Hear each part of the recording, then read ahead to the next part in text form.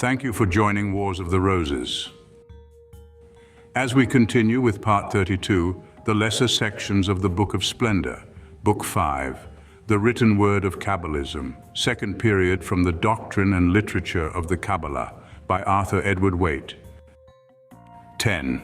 The lesser sections of the Book of Splendour. We have now passed in review the chief tracts and fragments which constitute the Zohar. Beyond these, there are various lesser sections which may be noticed for the sake of completeness. They fall under two heads. A. Certain fragments, not of considerable importance, which are common to the two editions principes, namely 1. Additional pieces, 2. Excerpts from a commentary on Ruth, 3. Excerpts from a work entitled Mansions or Abodes, 4. One portion of a treatise on the secret of secrets. B. Other fragments which are peculiar to the Cremona edition and are therefore wanting in that of Mantua, namely 1. The quaint history and discourse of a young man, 2. Excerpts from an explanation of the law, 3. Excerpts from a commentary on the Song of Solomon, a discourse beginning Come and See, 4. Some pieces entitled Traditional Receptions. A. The additions. The small additional pieces which pass under the generic name of Tosefta, that is, additamenta or accessions, are scattered through the Cremona folio as follows as seen here.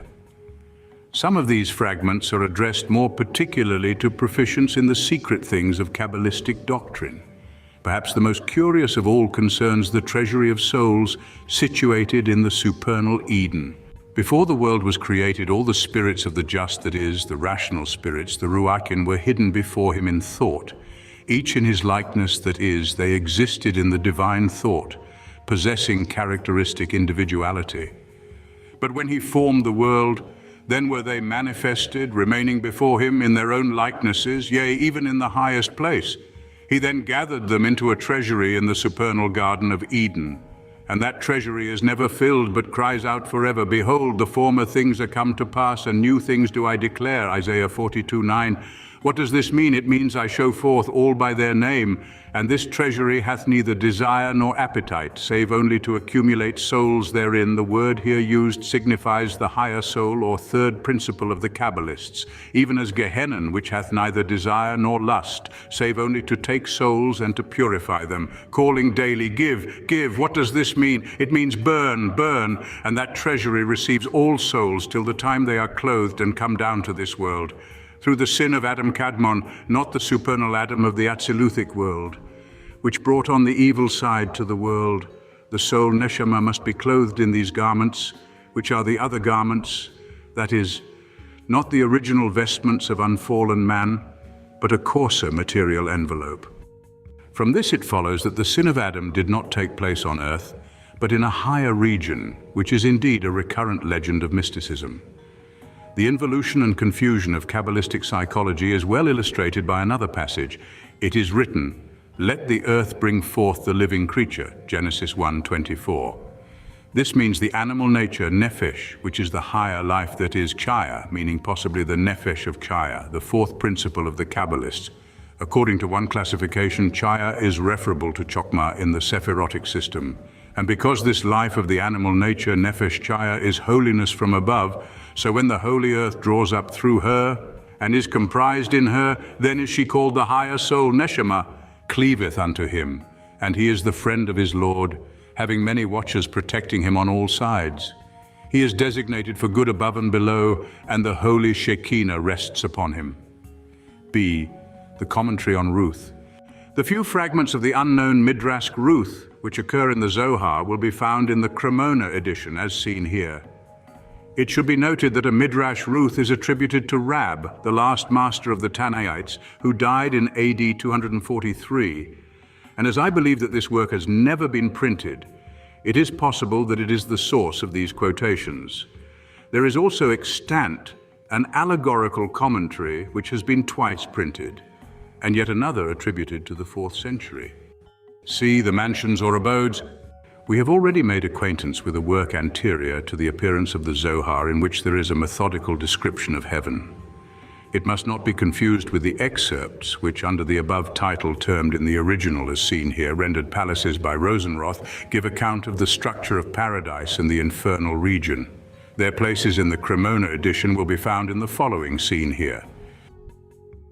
The mansions are 7 in number and were the original habitations of the earthly Adam. After the fall of man, they were reconstituted and became the abode of the saints. The term, which signifies mansion, temple or palace, is applied to Malkuth, in which Tifereth is said to be concealed as in a palace. So also the name Adonai, or thus Lord, is the palace of Tetragrammaton, because it is the same number as can be seen here.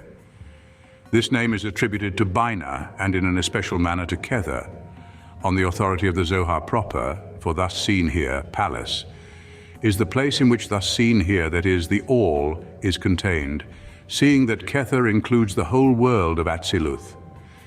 In a sense also the term is applied to all the Sephiroth.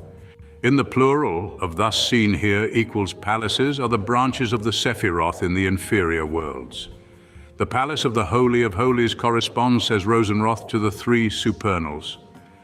The Zohar proper has also a good deal to tell us concerning the 7 heavens, one above the other, like the layers of an onion. Each heaven trembles with fear of its Lord, through whom they all exist, and all are taken away. Over all the Holy Blessed One holds all in his power. There are also 7 earths below, arranged after the same manner. These earths are disposed according to their names, and between them is the Garden of Eden and Gehenna. They are inhabited by creatures of whom some have 4 faces, some 2, while others are single-visaged, like humanity. They are not the children of Adam. Some of them are clothed in skins and others in shells, like the worms which are found in the earth. It would serve no purpose to enlarge upon monstrous inventions of this kind. The concealed meaning which some occultists suppose them to possess is again evidently the plan upon which they are based, and to understand them is to know the method by which they can be calculated out, so to speak. In neither case are they justified to reason. For example, we have just seen that ADNI is the mansion of JHVH. By counting the numbers of these names, we see why the Kabbalists said this, but we do not see that it served any reasonable purpose to say it. It is entertaining and curious, but at the same time it is assuredly theosophical fantasia. D. The secret of secrets. The single fragment which is extant of this treatise is found in part 2 of the Cremona edition, beginning at column 134. It treats firstly of the connection between the soul and the body, of which a sufficient idea has been conveyed by previous quotations. And secondly, of physiognomy, which no doubt in a certain manner connects with the lower divisions of occult science, but is not of much importance to our inquiry. It may, however, be worthwhile to say that Kabbalistic physiognomy proves, as might be expected, to have no connection whatsoever with any accepted principles to which this empirical art may be supposed to have attained, and is indeed purely arbitrary and conventional.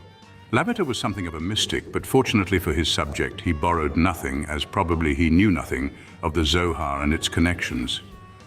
4 general types of the human countenance are distinguished, and these are referred to the faces of the 4 living creatures in Ezekiel's vision. We have thus the leonine, the bovine, and the aquiline types, and another less easy to characterize but corresponding to the living creature, which had the likeness of a man. The approximation of any individual to a given type depends upon his intellectual and moral rank. Physiognomy, however, according to the secret of secrets, does not consist in the external lineaments, but in the features which are mysteriously drawn within us. The features of the face vary, following the form which is impressed on the inward face of the spirit. The spirit only produces all those physiognomical peculiarities which are known to the wise, and it is through the spirit only that the features possess meaning. When spirits and souls pass out of Eden, that is, the supreme wisdom, they possess a certain form which is afterwards reflected in the face. Monsieur Gabriel Delanne, the latest and perhaps most accomplished writer on the French theory of reincarnation, would say that the Zoharic fragment here refers undoubtedly to the perisprit of the Kardec school of Spiritism, which he holds to be the plan or type upon which the body of the man is fashioned. The secret of secrets also pretends that every feature in a given countenance indicates to those who can read therein whether it is possible or not for the possessor to be initiated into divine mysteries. It is perhaps unnecessary to say that the fragment does not disclose the rules which govern the sages in their discernment, so that the Kabalah is not likely to be of much practical use to the few occultists. who may be inclined to include physiognomy within the charmed circle of the secret wisdom. E. The discourse of the young man. The little history which has passed under this name will be found in the Cremona edition of the Zohar, Part 2, comprised in a few columns, 91 at sequential, which follow shortly after the Book of Concealment. It is the childish account of an impossible, or certainly an extremely uninteresting rabbinical prodigy, the son of Hamnuna, but living at the period in question with his widowed mother in a certain village. One day, two disciples of Simeon ben Yochai, namely Isaac and Judah, passed through this village on a journey and paid a visit to the widow. When her son returned from school, she wished to present him to the rabbis to receive their blessing, but he declined to approach them after the unamiable manner of prodigies. The reason assigned by the narrative is that he discerned by the odor of their garments that they had not recited the requisite "Hear, O Israel," in honor of the unity of God.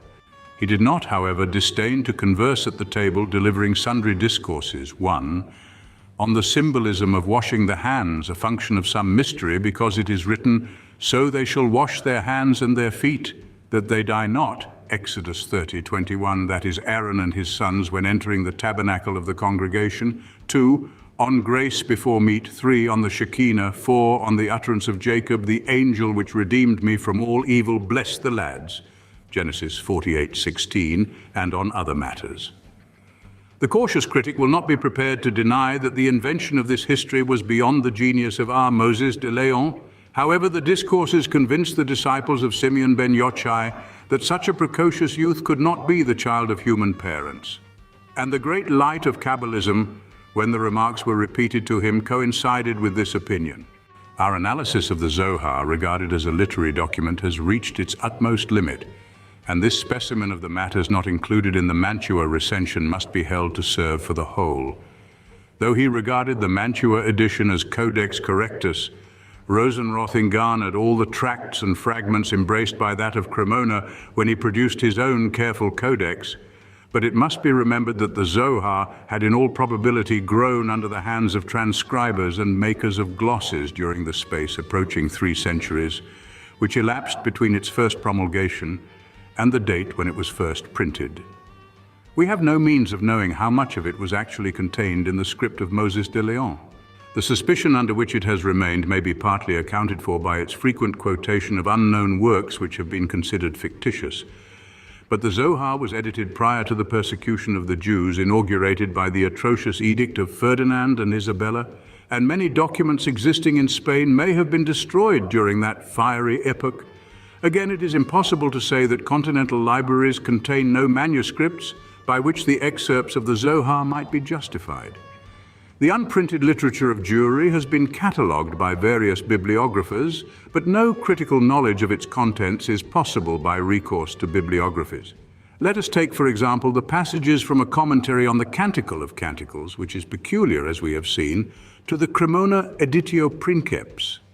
These excerpts have not, I believe, been identified, but there is a manuscript in the Vatican Library which is mentioned by Buxtorf under the very same title, namely Midrash Chazith.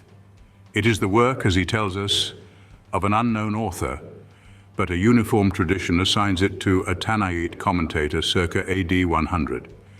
The existence of such a work, of course, predicates nothing, but why should a commentary on the Song of Solomon be called the following, seen here, which is understood as a reference to Proverbs 22:29?